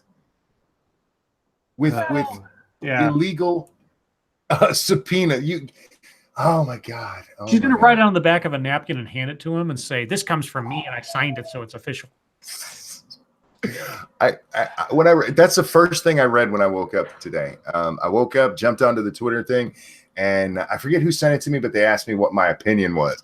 I was like, oh, thank you, Jesus. I'm not a religious person, but I'm getting there because Jesus wants me to have a good time these days. And he gave me Cortez for part of that. Jesus.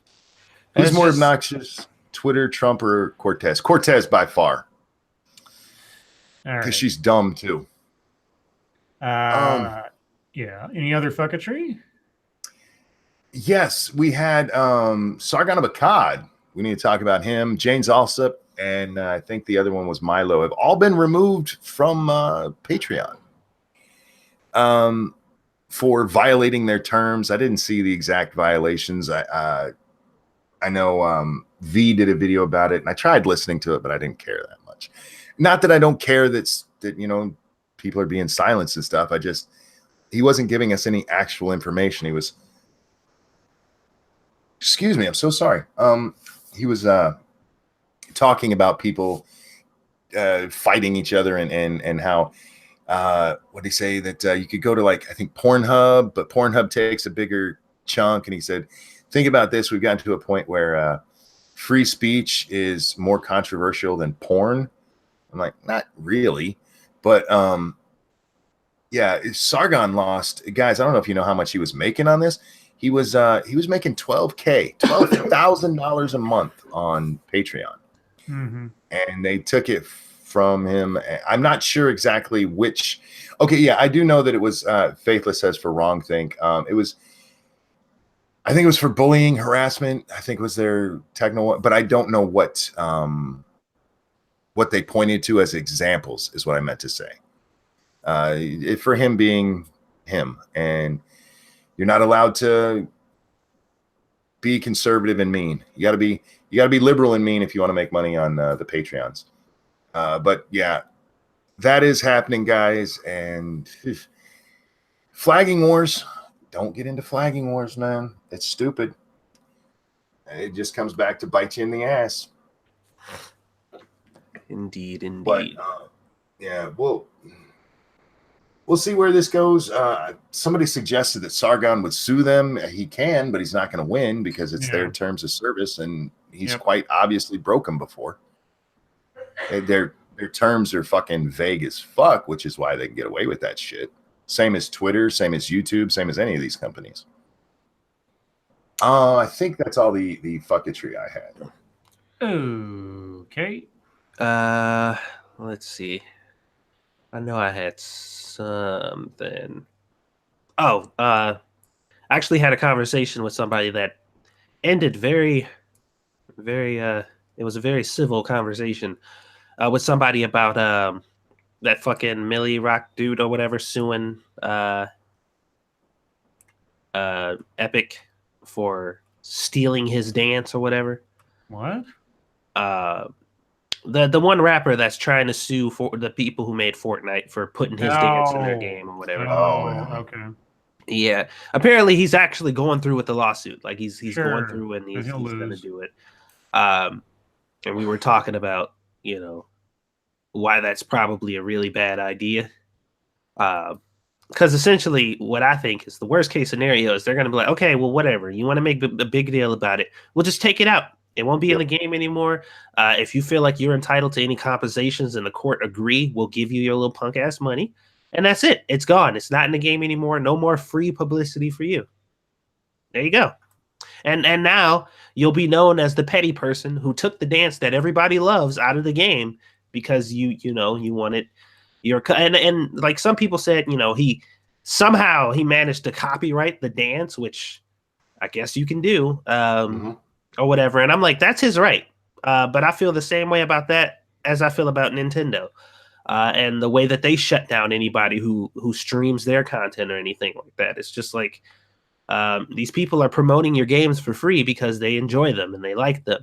And it's not like we have a case where people don't know where the fucking dance comes from. Like it's not like they said, look at this thing we created that's totally ours. It's literally named what the name of the dance is and where it came from.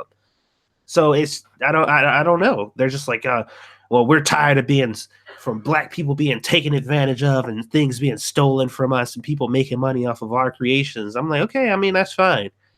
But I feel like considering the fact that 90% of the entire rap game is completely comprised of people stealing shit, dances and quotes and lines and bars from people from other songs and shit, like there should be lawsuits going all around, and I feel like y'all gonna start a domino effect that you really don't want to take place if this thing actually goes through. But that's y'all business. I don't give a fuck.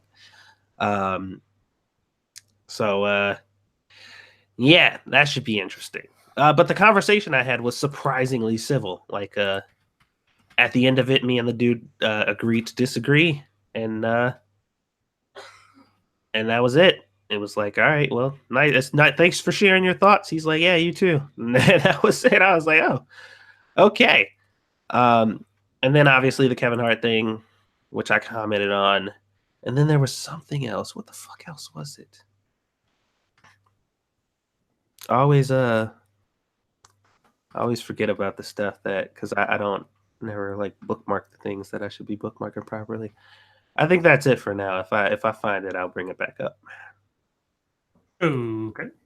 Well, I wanted to at least briefly talk about Far Cry New Dawn. I saw the alpha footage today. Mhm. Now, I haven't played Far Cry 5, so I'm a little absent from that experience, but I have watched a ton of gameplay footage. And when it says it's a post-apocalyptic game, I'm like, okay, so and Satsu suggested earlier on Twitter that it'd probably be a reduced price, sort of like a Blood Dragon kind of thing, like that was for Far Cry 3.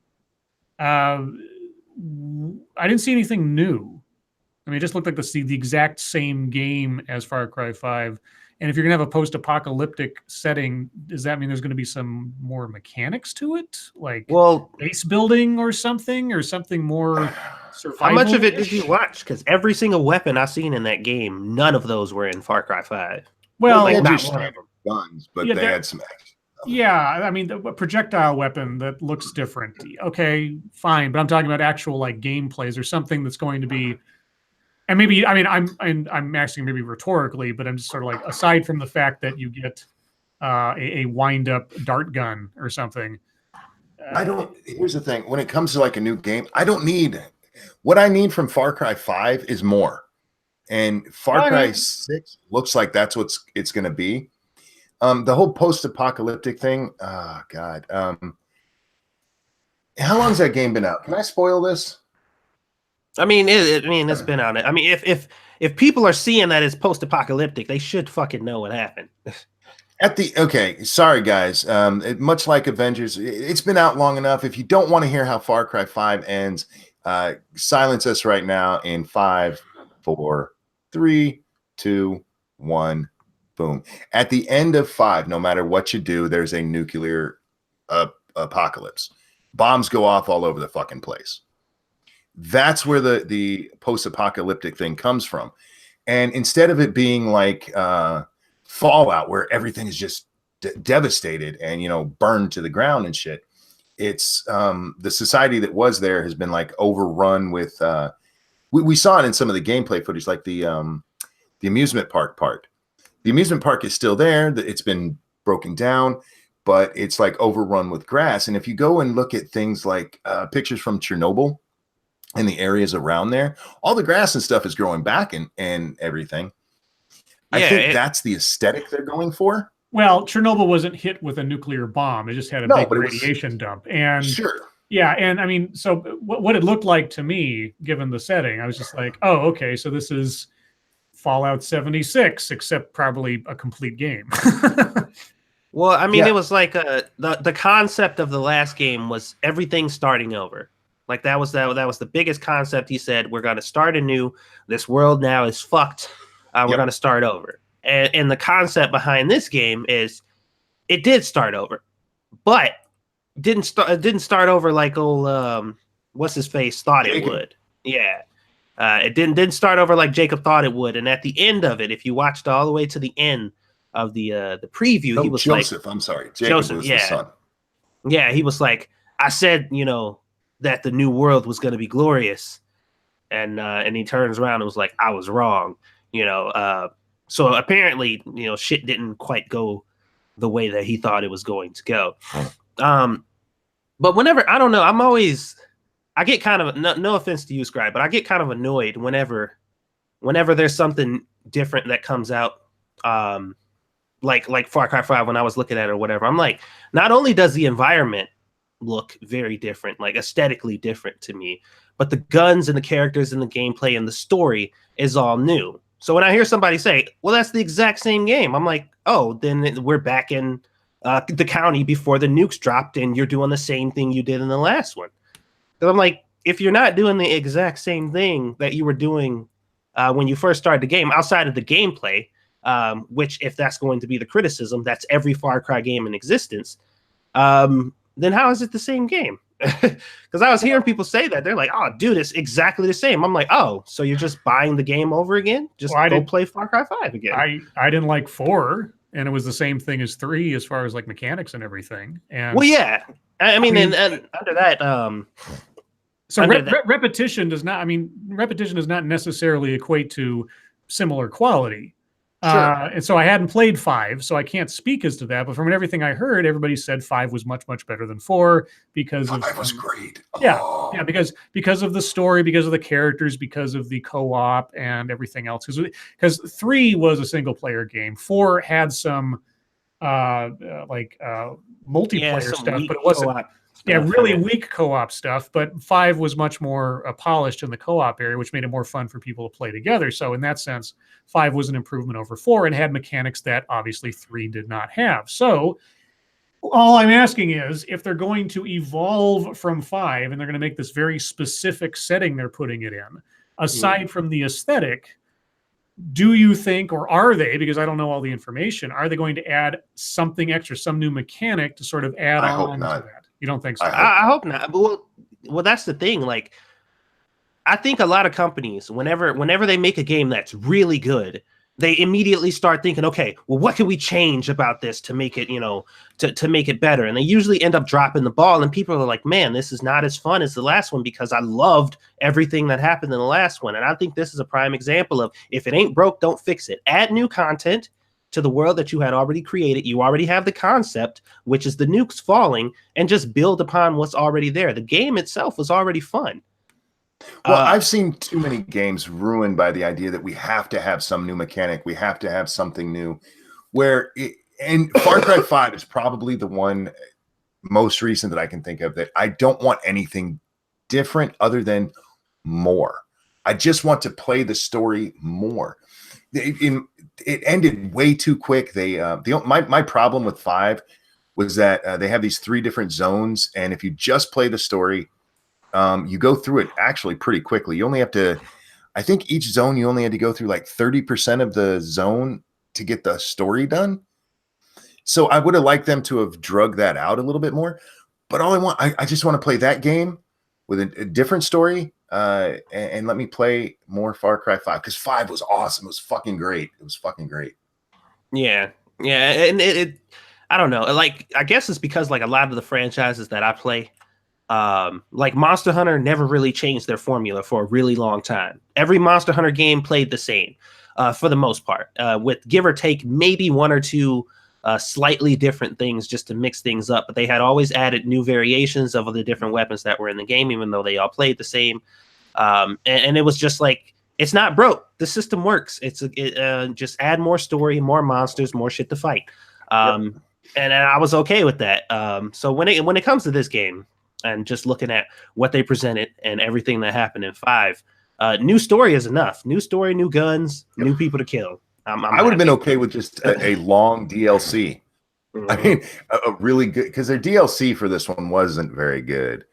Well, we didn't really play them. I played through a few of them, dude, and they're not very good. So, given what you've seen, would you pay full price? No. Oh, okay. Here's the split. All right, so Satsu wouldn't, but Monkey would. But from what I've seen so far, I don't know. They really have to bring out some more details on like how much story is put in this, because it really, I don't know. It doesn't look like a full price game to me. That would be my only hesitation. If it is a full length game, absolutely. If it's 20 hours or less, no, then that should be marked down. But yeah, if it's a full length game, hell yeah. If it's at least as long as Far Cry 5 was, yeah, absolutely. How much playtime? I forget, because I remember I read this somewhere. Because Blood Dragon was and is considered one of the best sort of like side expansions of those games.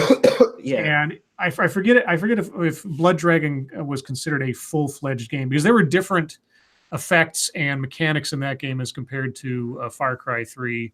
And I know it was always cheaper than Far Cry 3 or came as a pack or something. I just can't remember if it actually counted as a full-fledged game. Everybody in the chat is saying it'll be 40. I'll pay 40 for it. Yeah. I never played Blood Dragon, so I can't speak to that one. I don't know if it was a full game or not. Oh, it was hilarious. It had Michael Biehn doing the voice of your character, and it was all set in like cheap techno 80s sci-fi or 90s action movie kind of aesthetic. It was great. It was hilarious. Yeah, it was fun. It was hard though, man. That shit was. Oh yeah, no, I mean, well, it was a step up from Far Cry 3, and so basically it's like if you finish Far Cry 3, here's a new challenge. And it's a completely different story, aesthetic, setting. It was a little hard on the eyes, though, because the neon, if you're not used to that kind of stuff or can't stand that kind of color scheme, that was the only thing that kind of made my eyes strain a bit. But otherwise, it was real fun. Anyway, we're at the bottom of the hour, so now it's time for chat time. So, guys, if you have questions, comments, complaints, conspiracy theories, if you know what Manafort has to offer to Unknown Investigations, please put it in the chat now. If you are a secret leaker, and I don't mean that in like a bladder sense, let us know some redacted information.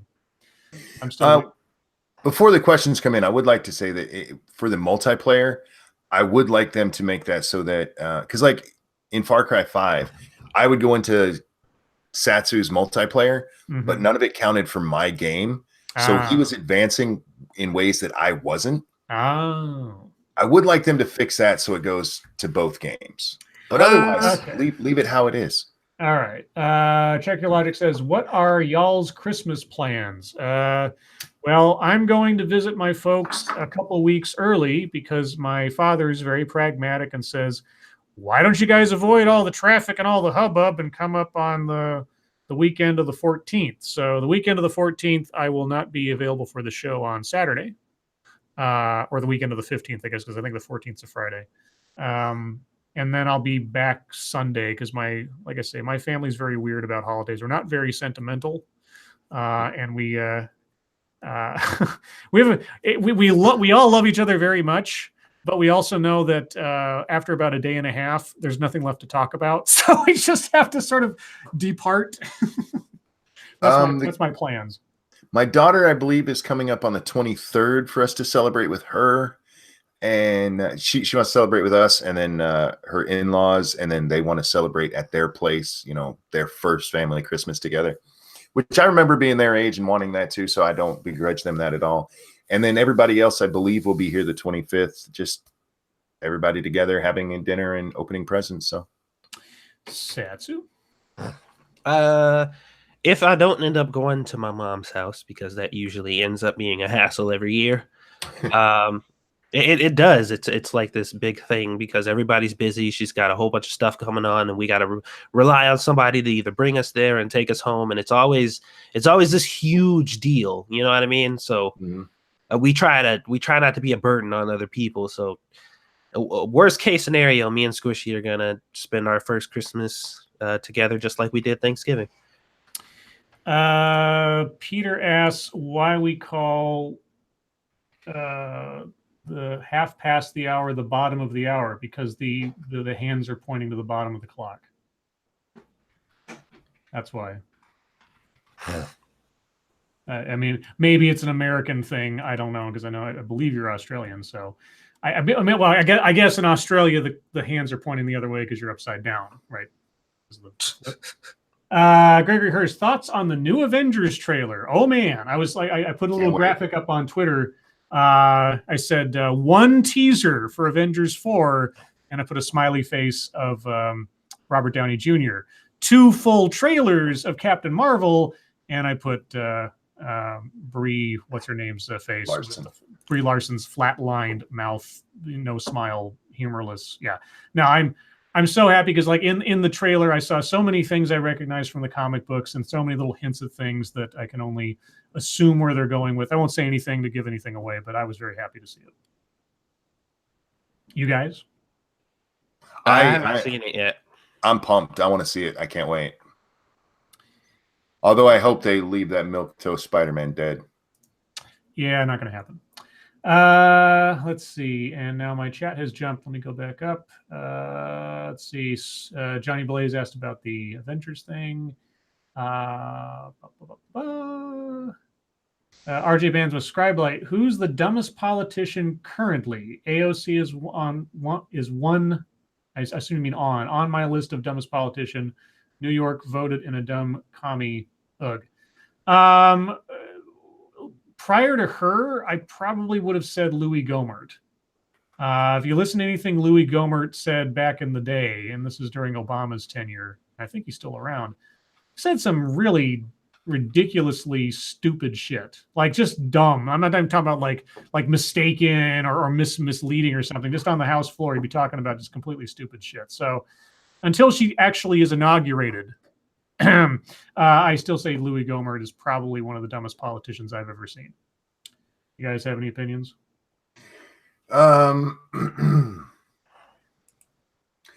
Look, right now it's Cortez. She's hands down the dumbest politician we have out there right now. Of any note, let me put it that way, because like we had that bitch that was running. I forget what it was. Some state house who took a picture with a diploma that wasn't hers. Oh, right. Remember her? I mean, that's a dumb bitch. So there's always going to be the outliers that, you know, nobody really hears about, but nationally that's in the public eye right now, definitely Cortez. Let's see. Sorry, guys. I'm getting distracted by things. Razdazzler, would you rather have to fight 10 chimpanzees in hand-to-hand combat or get turned into a robot? A robot. Chimpanzees will fuck you up, man.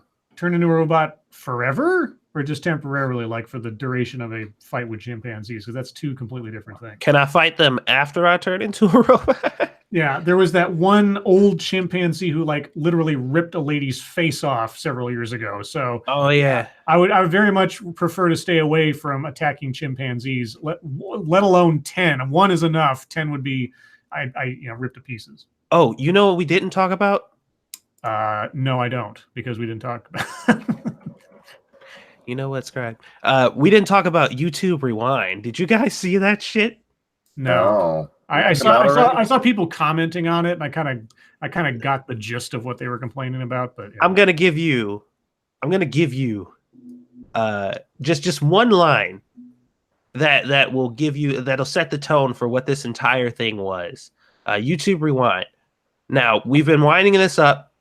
They've been doing YouTube Rewind every year to celebrate YouTubers and their experiences and all the most highlighted stuff that happened on YouTube, and to highlight community members and stuff. This is what they do it for. This is what they've been doing it for. The first thing you see when this video starts is Will Smith. What? Oh, because of him jumping out of the airplane or the helicopter. Yeah, that's the first thing you see. A celebrity who is already famous, who didn't make it on YouTube. No, what we should have seen is Logan Paul in a forest. Well, I mean, a lot of people are saying that there was a reference to that in there, even though it wasn't, but there was a forest at some point, and people are like, suspicious. Now you're going to make me defend YouTube here. That was watched by a ton of fucking people. I mean, it was, and I get it. But the first thing, here's our update, our yearly update to celebrate YouTube's, and their creators and the work you guys have done to make us fuck tons of money as we fuck you up the ass with a sandpaper condom. Here's Will Smith. Thanks, Will, for all your hard work.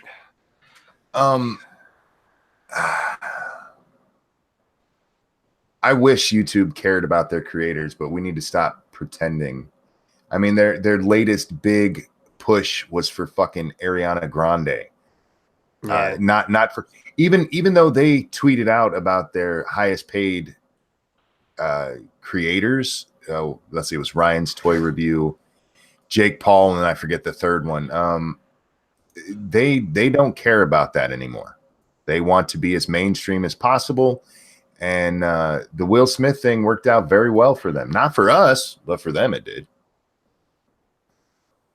It was just kind of insulting that was the first thing you saw. But I'm with you.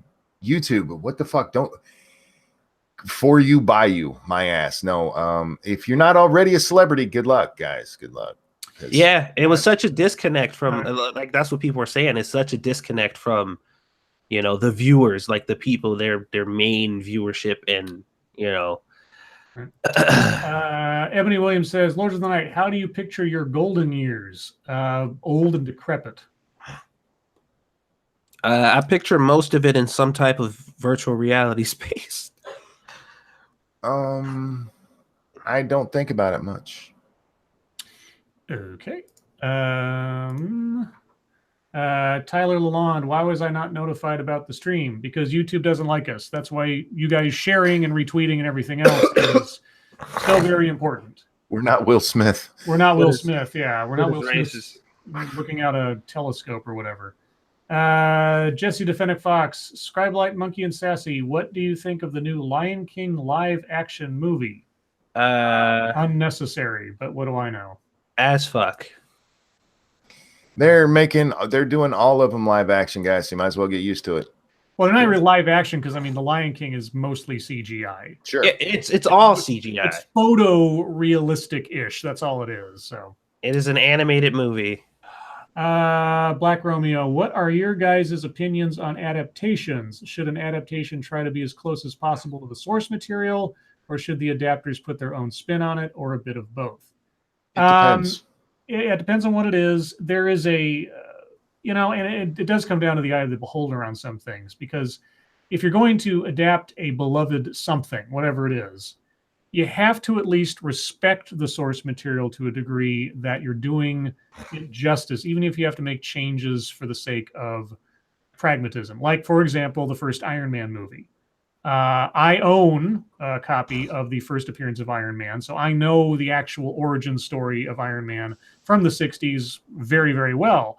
So when they said the movie was coming out, I was like, man, I hope they get the origin right. And of course, they had to change the setting from a sort of a North Korea or Korea setting or Vietnam setting in the original to the Middle East, etc. But they got so much right about not only his origin and the Tony Stark character as has evolved over time, that it was a love letter to the character, to the origin stuff that made it easy to digest everything else. That worked. Other things like Mars Attacks fucking don't, but that's or up to the Last Airbender. Oh, God. Yes. Do the opposite of whatever the fuck that was. If you look at one of my favorite movies, and probably some of yours too, Die Hard is an adaptation. If they'd stuck to the source material, would it be as good? Maybe. I don't know. But that movie turned out, I think, pretty good. So it all depends. It all depends. Let's see. What actor would you want to play you in a movie, says Gregory Hurst? Idris Elba. Terry Crews. While Satsu snorts cocaine. The kid from Everybody Hates Chris. I look nothing like Terry Crews, but I'd like to. That's next. Let's see. Oh, Gregory Hurst. When is the fully live action remake of Song of the South? Yeah, like the 12th of never, pretty much. What else? Sabian 187, Scribe Light. Remember Representative Hank Johnson? No. He asked about the possibility of the island of Guam tipping over because of the 8,000 Marines stationed there. Oh yeah, I remember that. I don't remember the guy's name. Wait, that was I swear that was the. Yeah, I remember the incident. Yeah.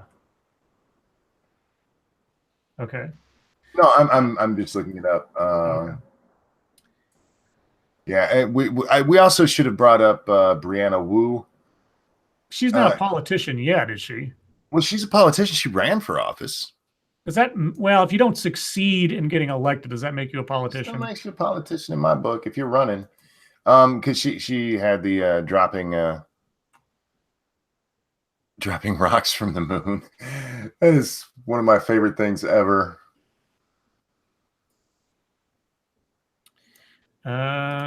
Let's see. Thank you, William Savage. What in the ever-loving expletive? Not only was I not notified of the stream, I was unsubscribed from Monkey and Scribe. Well then, everyone listening, double check your subscriptions to Satsu and Monkey and myself. Maybe there was another glitch or something, and be sure to hit the bell button and all other stuff, because we shouldn't have to recheck the things we are subscribed to on a regular basis, but apparently that is the reality we live in. So there you go. And again, because YouTube does this or just fails to alert people, please retweet and share the links to the streams, to our channels, to our Twitter accounts, all that fun stuff. Breaking news. Okay. A federal court upholds the ban or the block on Trump's asylum ban. The block. Okay, I see. Yeah, a federal judge put an injunction on it, and the Ninth Circuit refused to lift it. So this will probably end up at the Supreme Court soon. This was the one that said that if you want asylum, you have to come through a legal border area. So yeah, that's going on to the Supreme Court. The Ninth Circuit, surprise, surprise, upheld the that ruling. Did you guys hear about what happened at the Video Game Awards? The furry dude? Yeah, Sonic Fox. Yeah, so he got up on stage talking about his award because he won Best Esports Gamer or some shit like that. And went up there and said, I'm gay, a furry, and something else. What was it? I'm gay, a furry, and black. Everything that conservatives hate. Yep. And started making this speech about how conservatives are basically ruining gaming. Like all of them as a group. Like the whole group, conservatives, period, are what's wrong with gaming. At a Video Games Awards. Yeah. And he's been getting shit for it. Dickhead. But naturally, a lot of people are coming to his defense. Like, yeah, what he said was right. Conservatives need to get out of gaming because they, as a group, conservative people in general, no matter what they believe or how conservative they are, they all hate blacks, gay people, and furries. Furries, maybe.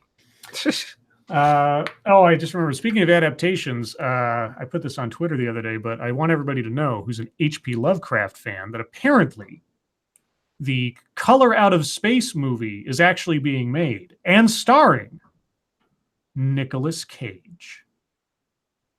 I am so looking forward to seeing Nicolas Cage starring in an H.P. Lovecraft story.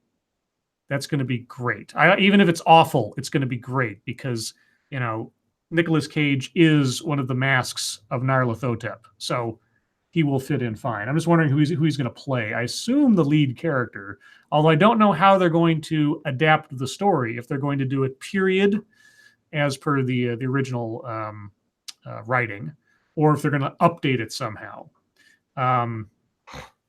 But because if they update it somehow, well, there's a lot of directions they can go. I hope they do a lot more show than tell with stuff, because that was what made the original story so creepy. I've seen a couple of graphic novel interpretations of that story that were really effective. So hopefully the movie, when it comes out, if it comes out, is good. What else? Celtic Mandalore says, what characters would you, I assume, like to see in a fight to the death? What characters? John McClane and Hans Gruber. We already saw that. Well, that's what I want to see. I haven't watched Die Hard yet this year. That's true. God, it's already been a year since we did that whole Christmas stream thing on that, didn't it? Jesus. Yeah. Characters see in a fight to the death. I'll think about that. Thank you, Silky Lotus. I got a notification, but the stream isn't in feed. Yeah, I'm seeing that from other people too.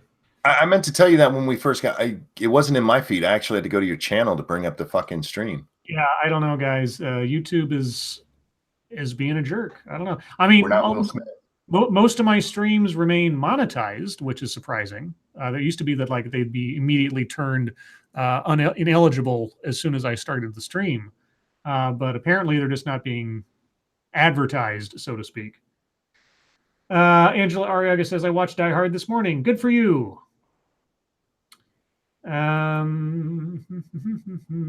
Let's see. Somebody, who was it that said, Raz Dazzler says, need a full movie of Mountains of Madness. That's one of the only other Lovecraft stories that plays out like something that could be turned into a movie, because so much of Lovecraft's writings had to do with very abstract concepts or very first-person POV, sort of personal apocalypse or letters written between people. Only a few of his stories actually make for something you could turn into a visual narrative. And Mountains of Madness, I know Guillermo del Toro wanted to make a Mountains of Madness movie forever, but could never get around to it or never figure it out. And if anybody needs to make a full-fledged Lovecraft movie, I would love to have Guillermo del Toro do it, because he's got the right mindset for that kind of stuff. And obviously he's a big fan. I don't know if it'll ever happen, but we'll see. Zombie Teddy says, Lords of the Night hosts, if you could erase all memories of a game just to replay, what game or games would you choose? Knights of the Old Republic, the first one. Yeah, that was a good one. The original Mass Effect. Vampire Bloodlines. With all the fixes that people have made since then, because it would be a much better game if it had all the patches and stuff. If you're just talking so I could play it again fresh for the first time, probably 7 Days to Die. I'm up to almost 2,000 hours in that fucking game. I've only had it just over a year. Satsu? Probably Resident Evil 2. Because I love that game. It's a classic, you know what I mean? But playing the older one, like it's really, taking its toll. And it doesn't really have the same effect. I mean, it still kind of creeps me out or whatever, but I know the game inside and out. I can fucking play it with my eyes closed. So it'd be nice to be able to experience that again for the first time. Although I will be able to experience it in a whole new light, with the remaster. But being able to relive that experience from the original would be kind of awesome. Green Badger Outdoors says Shadow over Innsmouth could be done. Well, it could be, and it has been. If you look up a movie called Dagon, it was a full-fledged Italian-produced movie, although it was done in English, at least the spoken language. It's about as close to a full-fledged Innsmouth movie as you're going to find without being called Shadow over Innsmouth. And I know a lot of short films have tried to cover that. There's the H.P. Lovecraft Film Festival collections you can get on DVD that have a lot of shorts and semi-long movies included in there. I've got several of the original collections. What was that one? There was actually a pilot to a TV series on the BBC, I think, that was attempted. That was going to be sort of an X-Files / Lovecraft show, and it was called Rough Magic. And it definitely shows its age if you find a copy of it from like the 90s or whatever, but it had a lot of really interesting directions they could have taken that, but it never got picked up, so it was never made, which is unfortunate. Backscan says, have you looked into an external hard drive enclosure? They go for $20. You can get all your old files back. I have. I've got 2 hard drives that are like the regular SATA drives, like your regular hard drive.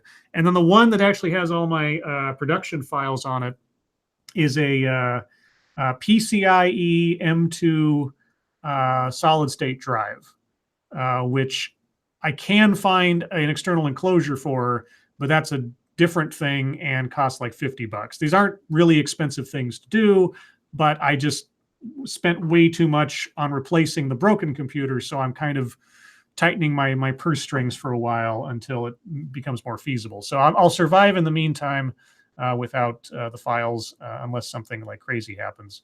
And who knows, with tax season and Christmas gifts, maybe if I get an Amazon gift card for like $100 or something, maybe I'll use it on that. We'll see. What else do we get? Jolly Roger says Dragon Age Origins. Yeah, the original Dragon Age is great. You get this. I got the super duper deluxe version off of Steam when I finally did buy it for like $8 or something. So it was a deal, and it was a good investment. I really love the lore presented in the first game. I wasn't so jazzed about how they quote unquote developed that lore into the second game, and I don't know what they did with it in the third game. I actually liked the lore so much, I went and bought a couple of the tie-in novels they made about it. I even have like the role-playing game, the actual tabletop role-playing game set I got as a gift at one point. So I really like the lore, but my liking died as soon as I played Dragon Age 2. I was like, ugh, never mind. Let's see, Celtic Mandalore. Do y'all know of a very fast food to make that's very filling? Ramen. There's ramen. There's rice. That's just, boil some rice, mashed potatoes. Mashed taters. That'll fill you up real quick. Jolly Roger says, Origins and Awakening were awesome. Dragon Age 2 was terrible all around. Laziest excuse for a game I've seen in a long time. Yeah, I really, really detested Dragon Age. I played through it, and I finished it, and I was like, that was a complete waste of time. Yeah, I had to force myself through the final push, man. It took everything in me to finish that damn game. James Colley says, Scribe, did you ever see both of HBO's Lovecraft movies? If so, who was the better, Lovecraft, Fred Ward, or Dennis Hopper? So Witch Hunt with Dennis Hopper, I didn't like as much as the Fred Ward one, the name of which suddenly escapes my memory. I can remember Witchcraft or Witch Hunt. I can't remember the first one. I think Fred Ward sort of, and it was more of a comedy. It was sort of like a tongue-in-cheek kind of thing. And especially with David Warner as the bad guy, or one of the bad guys. I think I enjoyed that one better. The Witch Hunt one was a bit, Dennis Hopper didn't really fit the role for me, but what do I say? Data Wasteland, did you ask your office IT guy for revert your BIOS to the old file? I described it to him. He looked it up, and he's diagnosing it from not having the computer in front of him. From what he looked up, and given the fact that I'd already bought a new computer, he's kind of like, yeah, you're kind of better off just getting an external thing to plug it into if you want to save your files, because or just replace the motherboard. And I was kind of like, well, yeah, but anyway, we'll see. It's sitting over in a corner. It's not going anywhere. If it could be repaired at some point, it's still a usable computer, I suppose. I would call Dell and ask them if they know any lawsuits going on about that. Seriously. Like they'd actually answer that question. I tried to look up and see if there's any lawsuits about it, and I couldn't find anything about that particular situation.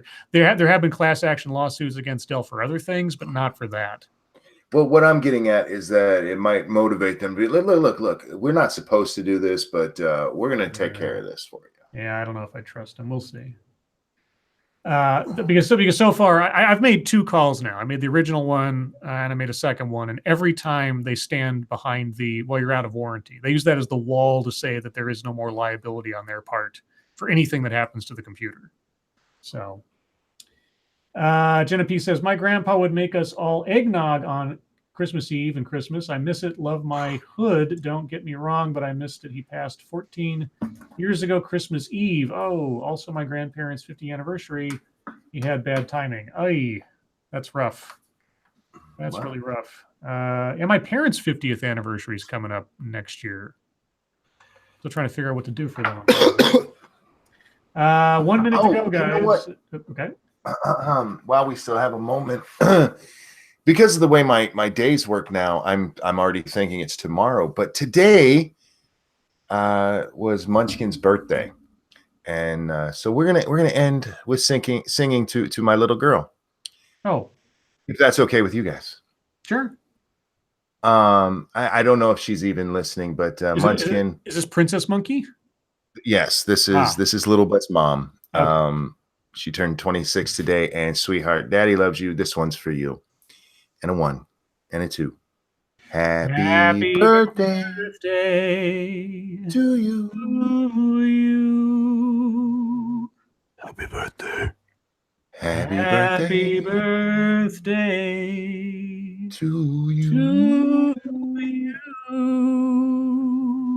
Birthday happy.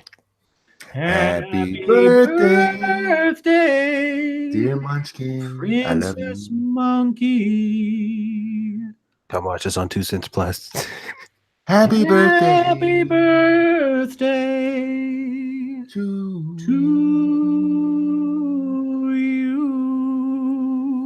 Munchkin, I love you. I hope you had a great day. Happy birthday, Princess Monkey. And with that, guys, we are going to call it a night. Thank you guys so much for joining us. As you always do, you are the best audience in the universe. Thank you, moderators, for keeping an eye on things, even though our audience is the best behaved and most civil audience on the internet. Except Toasted Network. Shush. Thank you, everyone who donated. I really do appreciate your generosity. I'm always humbled. It'll go straight into Dr. Pepper Fund and my ongoing quest for diabetes. Aside from that, guys, remember tomorrow night, per usual, will be on Monkey's channel at the usual time. And also go over to 2 Cents Plus and double check that you're still subscribed to it to watch Monkey and Satsu fight zombies in 7 Days to Die in about 15 or 20 minutes. And other than that, Monkey, Satsu, thank you for joining me as always. Everyone, your lives make us sad, and we'll see you tomorrow. Bye, guys. Dr. Pepper's gross. Let's see. Speaking of your lives make us sad, you saw that Netflix is extending its license to have the Friends streaming, Monkey? Yeah. Yeah. Hilarious. So with that, let's see. What shall today's secret word be? Well, I'm going to my copy of Screw the Roses, Send Me the Thorns, the romance and sexual sorcery of sadomasochism. Randomly picking a page, dropping my finger on the page, and today's secret word. Ooh. Well, why not end with a virtue? Today's secret word is patience, as in the virtue and not the thing that doctors need. Do they need them, though? To make a living? Yes.